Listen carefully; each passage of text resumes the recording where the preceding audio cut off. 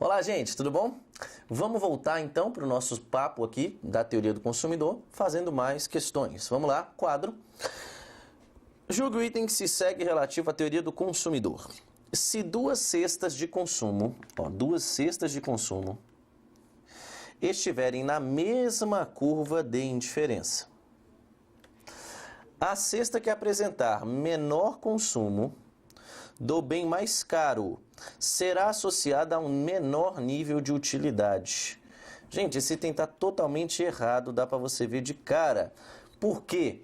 Porque basicamente eu não tenho diferenciação de utilidade sobre a mesma curva de indiferença. Se eu estou sobre uma mesma curva, a utilidade é a mesma para todos os pontos, todas as possibilidades. Eu não analiso o preço de produto, não analiso nada disso. O preço do produto ser mais barato ou mais caro, eu analiso na restrição orçamentária.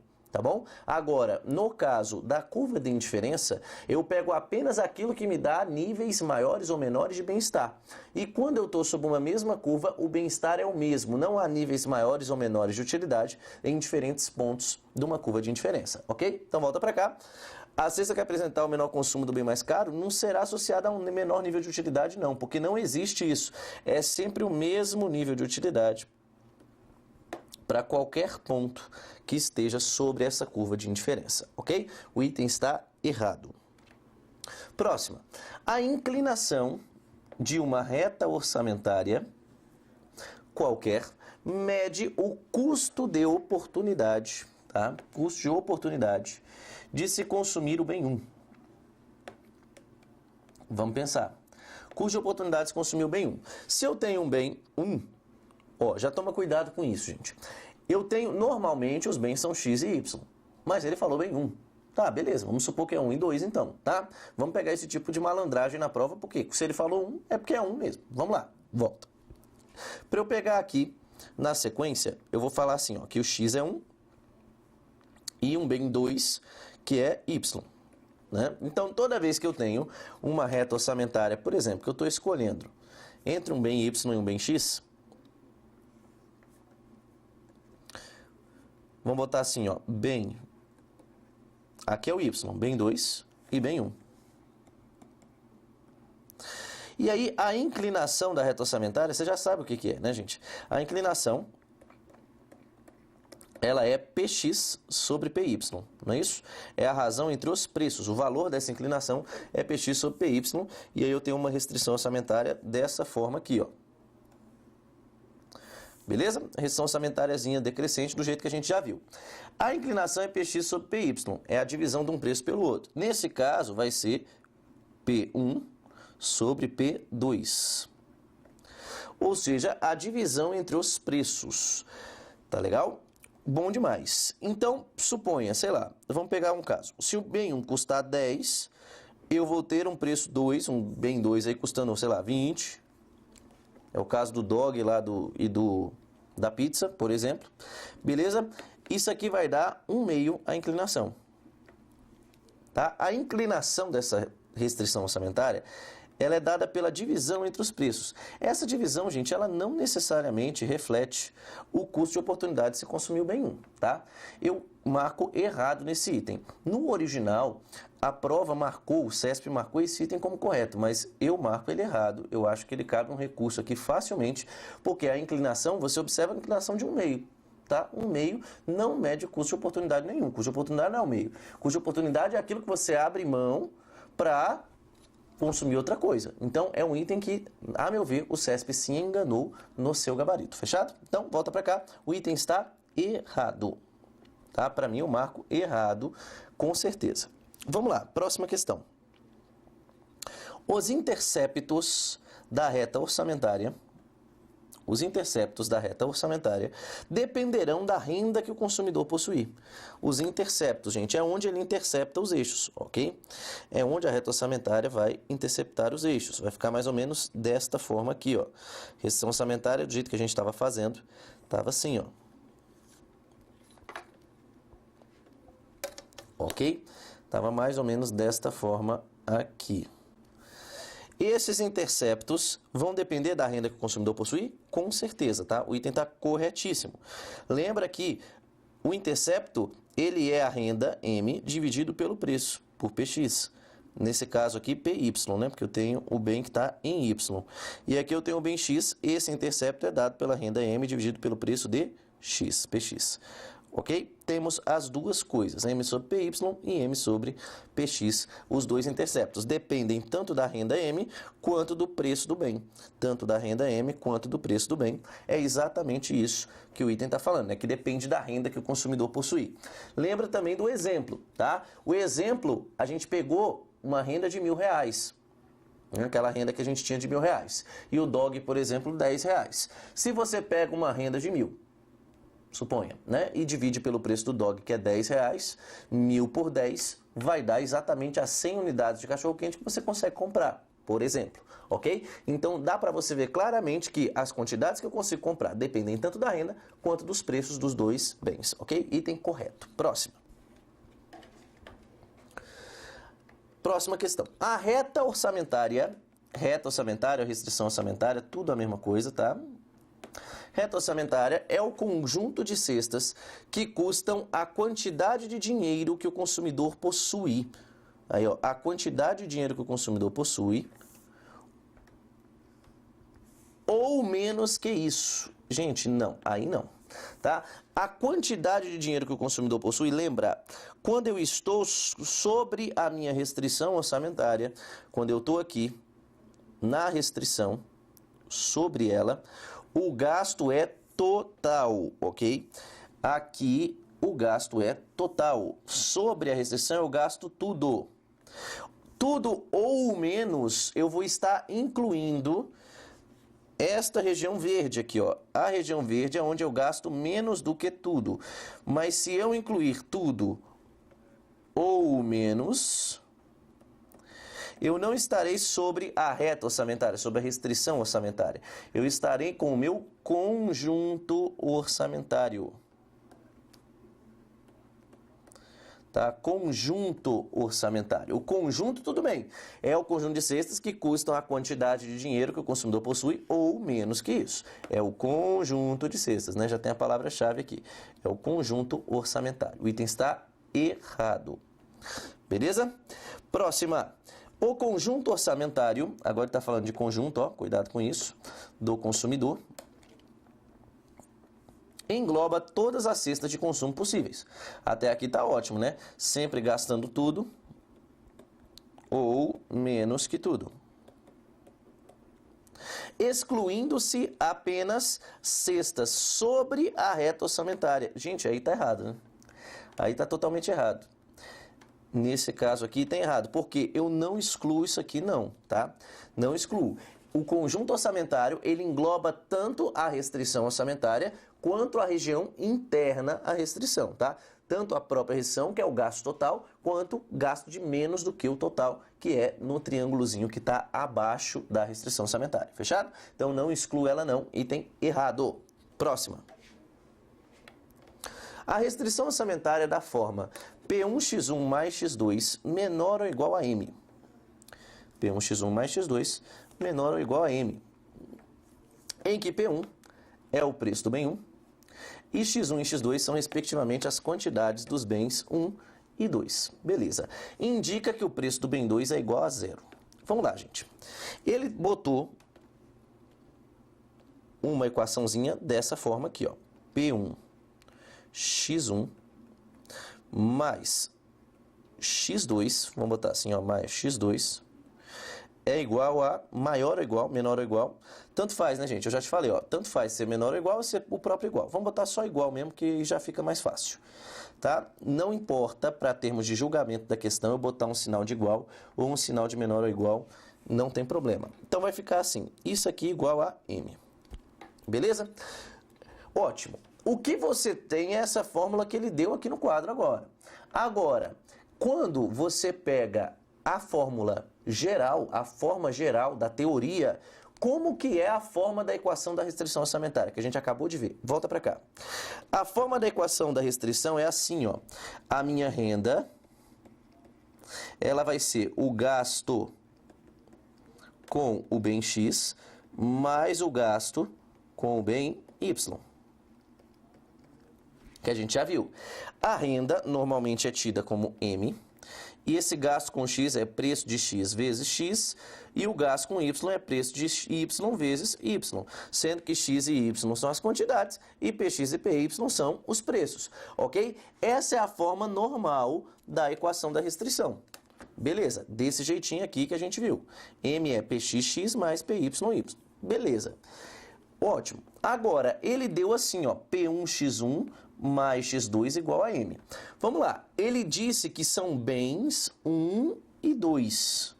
Então, em vez de escrever PX, eu vou escrever P1, ok? Vou escrever P1 aqui assim, ó. Em vez de PY, eu vou escrever P2, porque ele disse que são bens 1 e 2. A gente tem que usar o que o comando está falando, tá bom? E o X e Y é as quantidades dos bens 1 e 2. Ele não chamou de X e Y, ele chamou de X1 e de X2. Então, vai ficar assim, ó, P1x1 mais P2x2. Tá certo?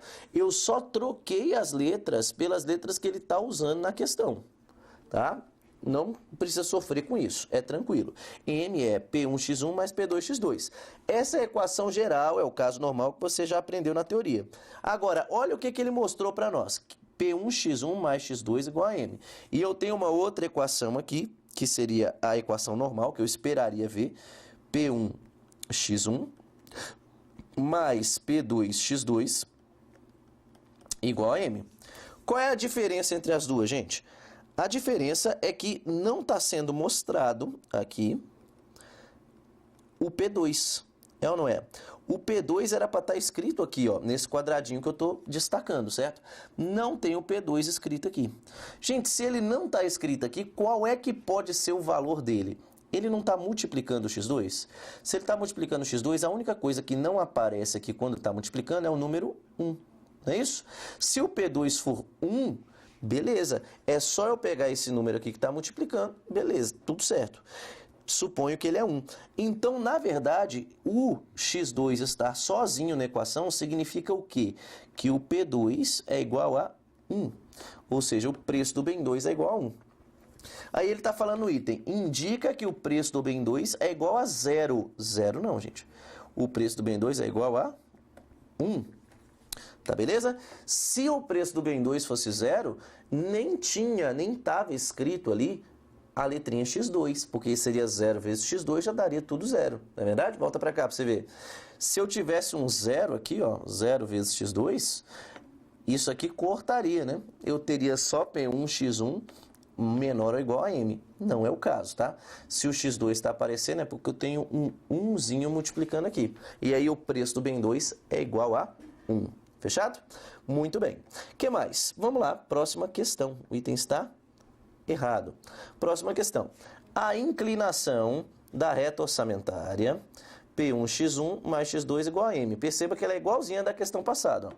P1x1 mais x2 igual a M ou menor ou igual, você já sabe que é tudo a mesma coisa, tá? Em que P1 é o preço do bem 1 e x1 e x2 são respectivamente as quantidades dos bens 1 e 2, igualzinho, corresponde ao preço do bem 1 com sinal contrário. Beleza. Gente, vamos lá. Inclinação. Inclinação, falou inclinação da restrição orçamentária? Fácil. Inclinação aqui vai ser simplesmente PX sobre PY, ou seja, a razão entre os preços. Só que ele não chamou de X e Y, ele chamou de 1 e de 2, não é isso? Bens 1 e 2. Como ele chamou de 1 e 2, vamos botar do jeito que ele está pedindo, P1 dividido por P2, tá bom? P1 dividido por P2, tranquilo. Essa é a inclinação, P1 sobre P2. Só que temos uma peculiaridade. Ele deu essa equação aqui, P1x1 mais x2 igual a M. Você já sabe da questão anterior que você tem aqui como se fosse um número 1zinho multiplicando, ó. 1 vezes x2. Então, o P2 está aqui, né? P2 é igual a 1, foi o que a gente concluiu no item anterior, tá certo? Como o P2 é igual a 1... fica P1 sobre P2, P1 sobre P2, o P2 é 1, não é verdade? Ó, P2 é 1, né? Se eu substituir o P2 por 1, vai ficar simplesmente essa inclinação igual a P1, ok? Aí está falando, é igual ao preço do bem 1. Com sinal contrário? Sim, gente, está correto o item, tá? Tá correto. Ué, Fábio, mas espera aí, esse valor da inclinação não era para ser negativo, então com sinal contrário? Lembra do que a gente falou na definição da restrição orçamentária. P1 sobre P2 ou Px sobre Py, nesse caso, é o valor da inclinação. Só que essa restrição, ela não é uma curva decrescente? Não é uma curva que desce? Se essa curva desce, ela é de inclinação negativa. Não tem como, tá? Não tem como mudar isso. A inclinação sempre negativa, como nesse caso que a gente está observando, ok? Então volta para cá. A gente tem, como a restrição ela tem essa cara aqui, de inclinação negativa, essa inclinação ela tem um valor de Px sobre Py. Mas se você for rigoroso, você bota o valor negativo, menos Px sobre Py, tá? Esse é o caso clássico do seguinte, se ele falasse é igual ao preço do bem 1, ponto, você marcaria certo. Por quê? Ele está falando da inclinação em módulo, aí você desconsidera o sinal negativo. Agora, ele falou, é o preço do bem 1 com sinal contrário, então ele está dizendo, está cobrando o fato da inclinação ser negativa. É negativa? É também. Você marca correto no item nas duas possibilidades. Fechado? Então, item correto, próxima questão. Volta. Indique a afirmativa incorreta. As linhas de orçamento, tanto faz, tá? Linha de orçamento, restrição orçamentária, linha orçamentária, fronteira orçamentária, tudo isso é igual, tá? Deslocam-se para a direita em resposta a um aumento na renda do consumidor. Gente, vamos pensar, aumento na renda, é bom ou ruim? É bom, não é isso? Aumentar a renda é sempre bom. E tudo que é bom, a gente já viu, desloca para onde? Direita. Tá? Então, linha de orçamento desloca para a direita em resposta ao aumento na renda do consumidor. Correta, ok? Correta, ela está fora porque eu quero a incorreta. Fechado? Qualquer coisa, gente, nesse caso, você pode fazer assim pela linha de orçamento ou você pode também observar o deslocamento em si. Quer ver? Deixa eu voltar aqui para a parte do slide, volta para cá. Vem cá, olha só, olha o deslocamento aqui, ó, que a gente viu nos blocos passados. Quando eu tenho mudança na renda, ou seja, aumento da renda é para a direita, diminuição da renda é para a esquerda, eu faço um deslocamento paralelo, tá bom? É igualzinho os deslocamentos da oferta e da demanda, então por isso que eu não vou nem perder muito tempo com você, você já sabe. Tudo que é bom desloca para a direita, tudo que é ruim, pior, né? Pior a minha vida, desloca para a esquerda. Fechado? Então vamos seguir aqui. Vem cá. Letra B. As linhas de orçamento, de novo, fazem uma rotação. Olha, rotação é quando varia os preços. Lembra? Só você voltar naquele slide lá que você vai ver. Rotação é quando muda os preços. Uma rotação em torno de um ponto fixo. Quando o preço de uma mercadoria é modificado, beleza?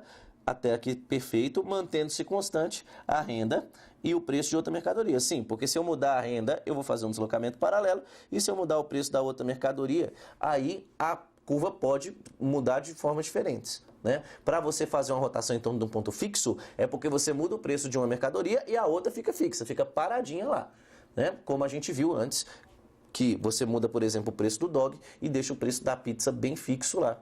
E aí faz uma rotação em torno do eixo. Ok? Essa que é a ideia. Item correto. Letra B, eu tiro fora. Volta. Letra C. Os consumidores maximizam a sua satisfação. Sim, eles têm um comportamento maximizador, lembra? Sujeita à restrição orçamentária. Com certeza, né? Eu quero uma satisfação mais alta, mas eu também tenho uma restrição orçamentária. Letra C está fora. Letra D.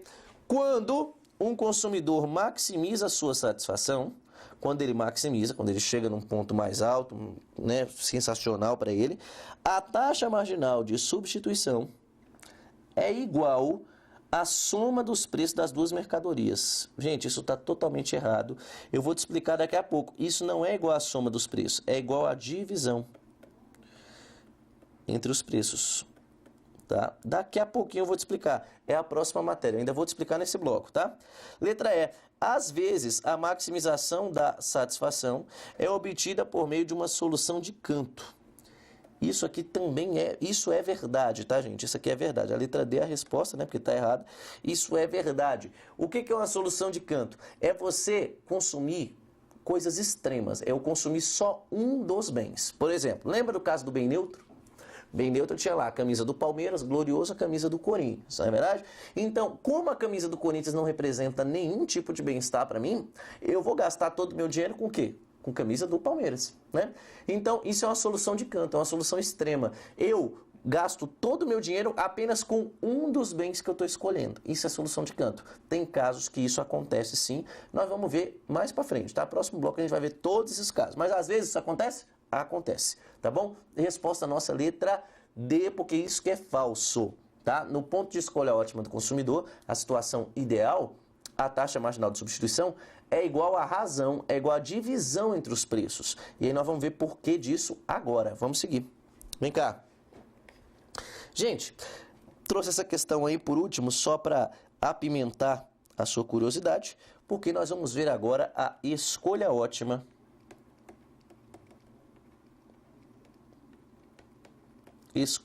do consumidor.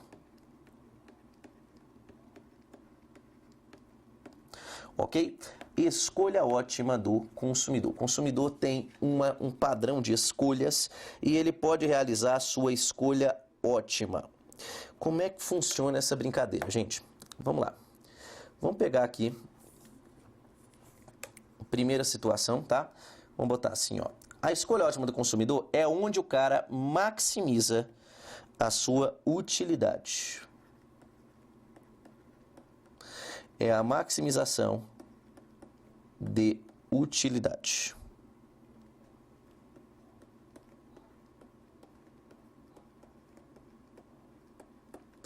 Ou também pode ser a maximização do bem-estar.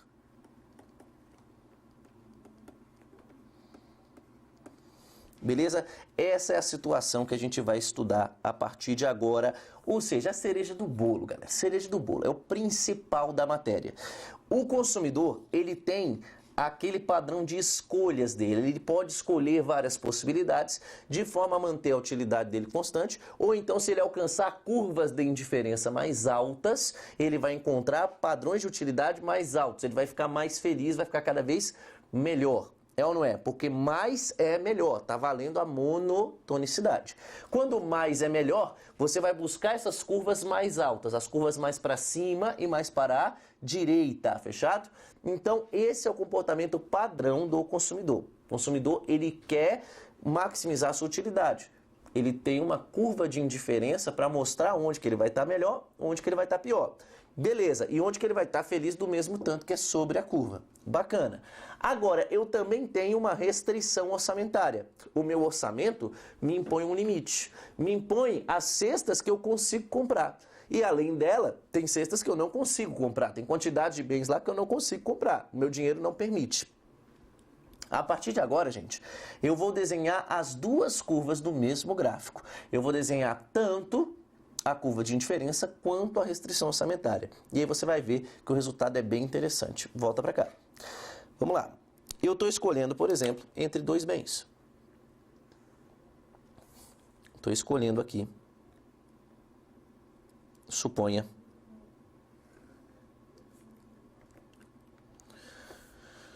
entre um bem X e um bem Y. Tá? Bem X e bem Y. E aí eu tenho uma restrição orçamentária, uma restriçãozinha roxa aqui, que é aquela restrição nossa que a gente já tinha desenhado. Tá? A restrição está aqui, por exemplo. Essa é a minha restrição orçamentária. Tá? Daqui a pouco eu coloco o nome da restrição. Vou botar assim, ó, restrição orçamentária. Beleza. Vou botar para baixo. Aqui, ó. Aqui é a minha restrição orçamentária. Beleza. E aí eu tenho, gente, a partir de agora, também várias curvas de indiferença. Vamos desenhar uma curva de indiferença aqui, ó. Tá? Curva de indiferença. Primeiro a gente vai estar falando do caso geral, tá? Esse aqui é o caso geral. tá bom? É o caso normal, padrão, que a gente tem a curva de indiferença nesse formatinho, tá? Que é o formato das curvas convexas, né? Curvas de indiferença convexas, curvas de indiferença normais, bem comportadas, caso geral, caso comum, tá bom? Vamos lá. Caso geral são as curvas convexas. Vamos lá, a primeira curva está aqui, essa curva C1. E aí eu te pergunto, a minha restrição orçamentária, ela consegue alcançar essa curva C1? Consegue, não consegue? Consegue numa boa. Volta para cá, para você ver. Eu consigo alcançar a curva C1, por exemplo, nesse ponto A, tá? Esse ponto A eu consigo alcançar. É um ponto que está interceptando a restrição orçamentária, ou seja, eu gasto todo o meu dinheiro. Eu posso alcançar nesse ponto B aqui, ó. Alcanço a curva C1 nesse ponto? Sim, porque eu posso gastar menos do que todo o meu dinheiro, né? Posso gastando tudo ou menos do que tudo. Posso alcançar nesse ponto C também? Posso, numa boa, tá? A curva C1 é totalmente atingível. Mas, gente, o consumidor, lembre-se, a ideia do consumidor é ele conseguir o máximo de bem-estar. Ele quer o máximo, ele quer o melhor para ele, a melhor situação possível. E a curva C1 é a melhor situação? Não é. A gente pode observar no desenho, a partir de agora, que eu consigo alcançar curvas mais altas, curvas mais para cima e mais para a direita. Vamos lá, vem cá. Eu consigo alcançar, por exemplo, uma curva C2 dessa forma aqui, ó. Vamos botar assim.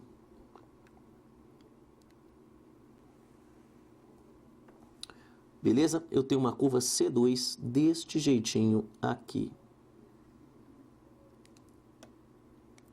Beleza, galera? Essa é a curva C2. A C2, ela tá mais alta, gente? Tá. Ela tá mais para cima e mais para a direita do que a curva C1. E eu consigo encontrar ela? Consigo, gente. Essa curva aqui é a mais alta possível. Essa curva é a curva mais alta e mais para a direita possível. Tá?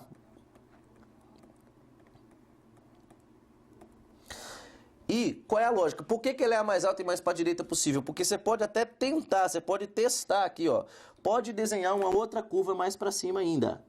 Vamos lá, vamos botar uma outra curvinha aqui, ó, assim, ó, uma curvinha C3. Essa C3 é possível alcançar ela com essa restrição orçamentária? Não é possível. Perceba, toda a retinha orçamentária, toda ela ali desenhada em roxo, nenhum ponto dela consegue encontrar a curva C3. A curva C3 está para cima, está além das possibilidades. Lembre-se que os pontos além da restrição orçamentária são pontos impossíveis.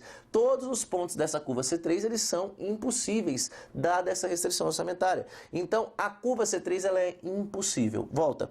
A curva C1, então, ela vai ser uma curva possível. Porém, é uma curva possível, mas que eu consigo encontrar curvas melhores. A curva C3 não, ela é impossível. E aí a mais alta possível que eu consigo encontrar é a curva C2. E a curva C2 ela tem uma peculiaridade. É uma curva que vai encostar, ela vai tangenciar a restrição orçamentária. Nesse pontinho aqui. Esse pontinho, ele é o equilíbrio do consumidor. Ele pode ter esse nome de equilíbrio do consumidor ou de escolha ótima do consumidor. Pode ser também escolha ótima do consumidor, tá bom? Escolha ótima ou equilíbrio. E aí, nesse ponto de escolha ótima, veja, ele está consumindo, gente, essa quantidade X estrela aqui, de X, e essa quantidade de Y aqui, ó, essa quantidade Y estrela. Esse é o equilíbrio do consumidor. Eu vou escolher essa quantidade de X e essa quantidade de Y. Por exemplo, eu quero consumir 10 cachorros quentes e quero consumir, sei lá, 8 pizzas, suponha. Isso aqui é a minha escolha ótima, a situação que eu garanto o meu bem-estar mais alto possível, dado o meu salário, dada a minha restrição de orçamento, ok? Isso é um exemplo apenas para você contextualizar aí. E é isso que o consumidor vai fazer. O consumidor ele vai tentar a todo momento encontrar a curva de indiferença mais alta possível que a minha restrição orçamentária permita, porque quando eu encontro curvas mais altas, essas curvas serão preferíveis, serão curvas melhores. Tá bom, pessoal? Alguma dúvida? Tranquilo? Vamos voltar. Vamos voltar para cá. Então, eu vou chegar nesse ponto. Esse é o ponto meu de escolha ótima. Esse é o caso geral. E o que eu tenho que saber sobre esse caso geral? Vamos lá. No ponto de escolha ótima, você vai precisar guardar algumas coisas no seu coração.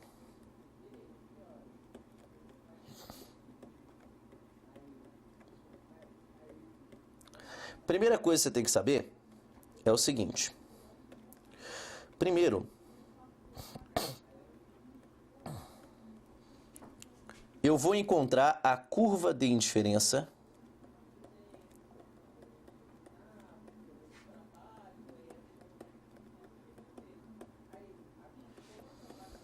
mais alta possível. Segundo, que essa curva de indiferença, ela vai tangenciar essa curva, ela tangencia, ela apenas encosta. Ela tangencia a restrição orçamentária.